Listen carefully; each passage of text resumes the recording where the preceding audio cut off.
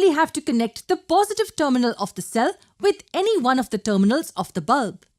And finally complete the circuit by connecting the negative terminal of the cell to the second terminal of the bulb.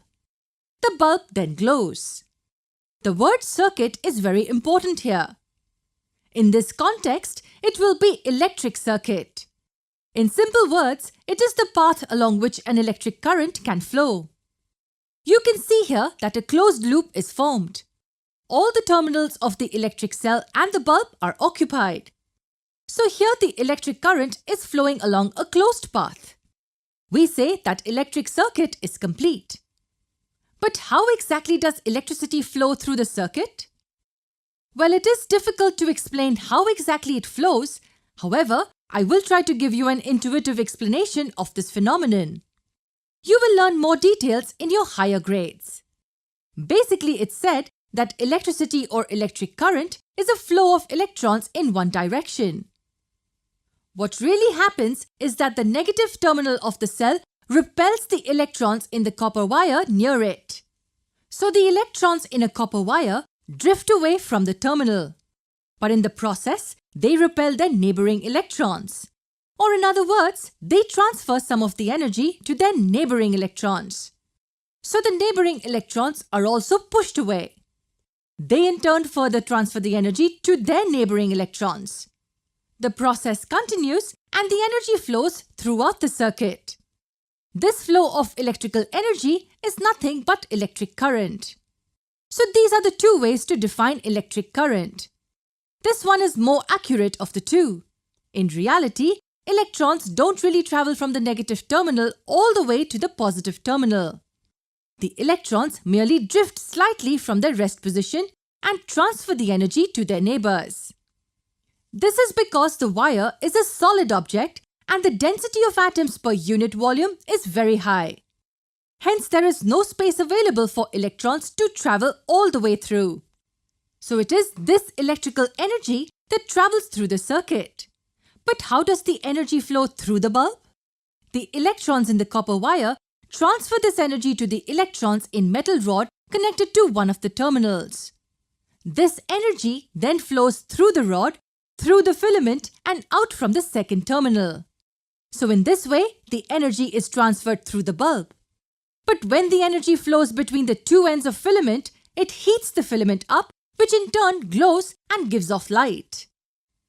So I hope that you're now clear about how the electricity travels through a circuit. But for how long will this energy keep flowing? The energy flows as long as the circuit is connected or until the cell dies out. So we learned that the circuit must be complete for the bulb to light up. Inside of a conductor, there are delocalized or free electrons. These electrons do not move in a straight line. That's because they collide into other particles within the conductor, such as ions. Each electron travels with a different velocity in a different path.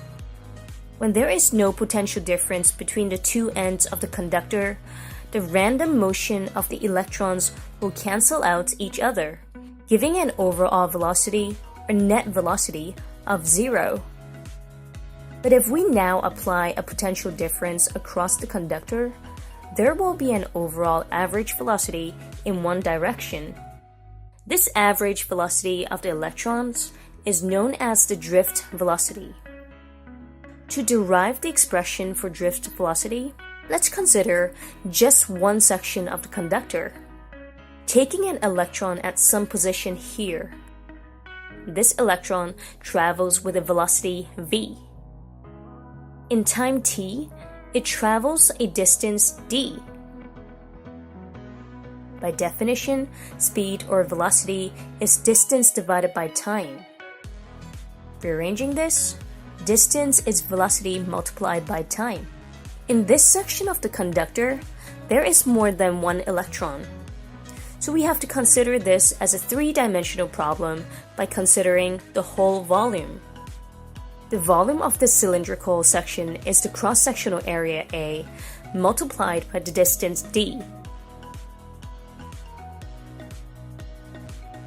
But d is equal to Vt, So substitute this into here to get volume is AVT.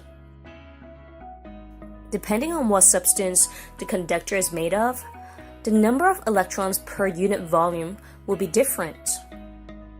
Or you can think of it as how dense the electrons are packed into a certain space. For example, there are more free electrons in each cubic meter of copper than there are in silver.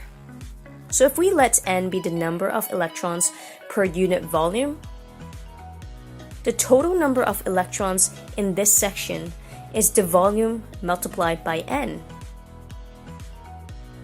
But the volume is equal to AVT, so this here becomes AVTN.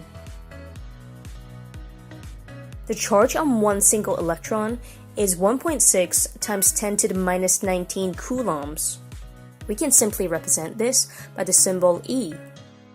Therefore, the total charge within this section is AVTNE. Current is the total amount of charge passing through a point in a unit of time. So current I is AVTNE divided by time. Cancel the t's. We finally arrive at the equation I is equal to AVNE. So current is equal to the cross-sectional area times the drift velocity times the number of electrons per unit volume times the charge on one electron. This equation shows us that the larger the drift velocity of the electrons, the larger the current is.